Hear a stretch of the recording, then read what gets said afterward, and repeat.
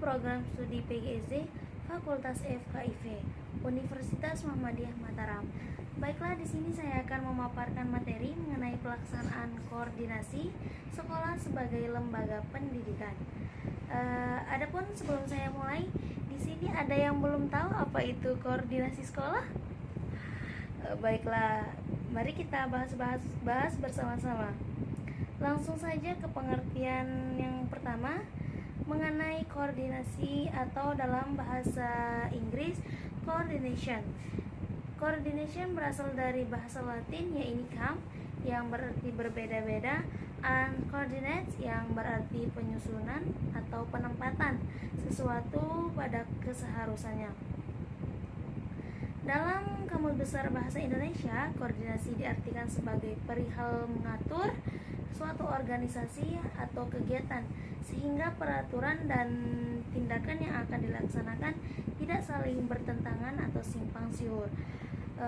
Adapun yang dapat kita ketahui bersama, teori koordinasi menurut berbagai para ahli, diantaranya pertama menurut Hadari Nawawi, koordinasi adalah kegiatan mengatur dan membawa metode, bahan, buah pikiran, saran-saran, cita-cita, dan alat-alat dalam lingkungan kerja yang harmonis. Yang kedua, menurut Hasibun, bahwasanya koordinasi itu adalah kegiatan mengarahkan, mengintegrasikan, dan mengordinasikan unsur-unsur manajemen.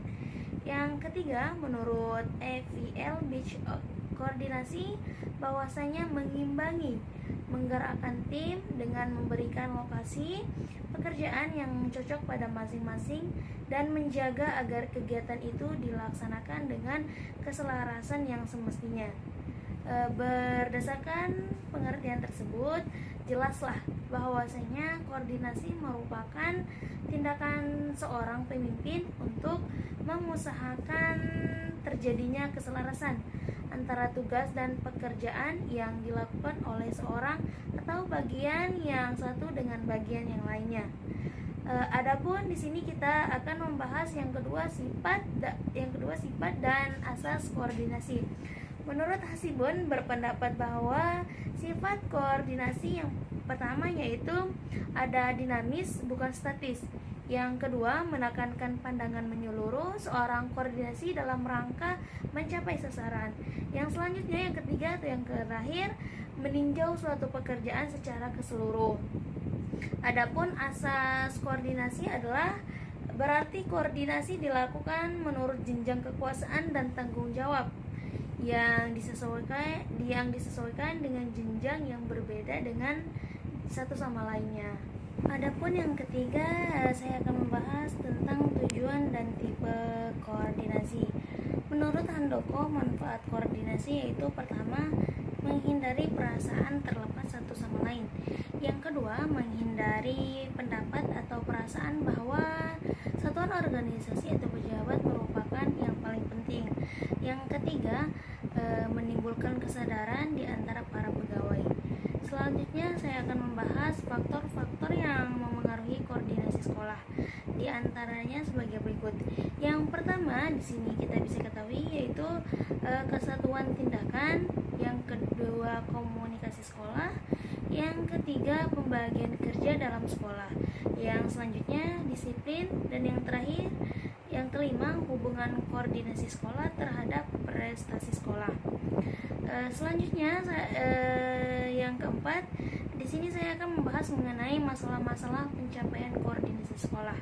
Masalah pencapaian koordinasi yang efektif dalam peningkatan spesialisasi dan menaikkan kebutuhan koordinasi sekolah. Adapun 4 tipe perbedaan dalam sikap dan cara kerja koordinasi yaitu yang pertama, perbedaan dalam orientasi terhadap tujuan tertentu. Yang kedua, perbedaan dalam orientasi waktu.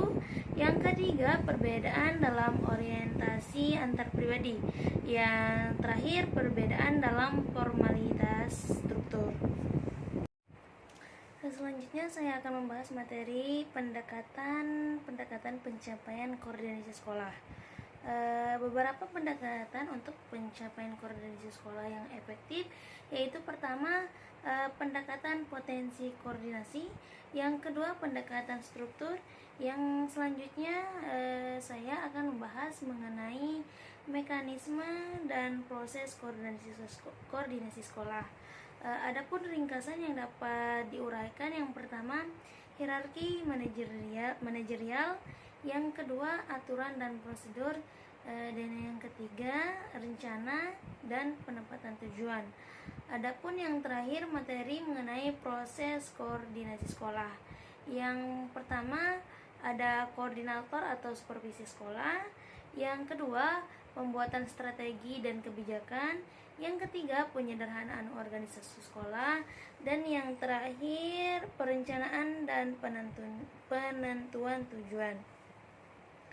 Adapun tahap terakhir dalam proses tersebut diantaranya yang pertama hubungan antara koordinasi dan manajemen sekolah, yang kedua pelaksanaan teknis koordinasi, yang ketiga manfaat koordinasi dalam manajemen sekolah.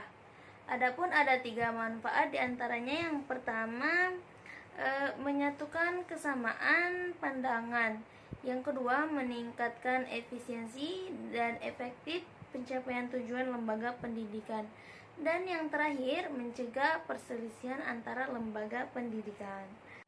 Adapun kesimpulan mengenai koordinasi sekolah, yaitu koordinasi sekolah adalah bahwa koordinasi yang efektif antara berbagai pihak di sekolah seperti guru, staf administrasi, siswa, dan orang tua sangat penting untuk menciptakan lingkungan pendidikan yang sukses.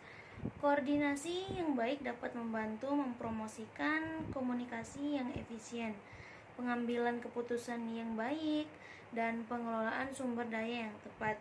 Dengan demikian, koordinasi sekolah merupakan sebuah elemen kunci dalam meningkatkan kualitas pendidikan dan pengalaman belajar siswa.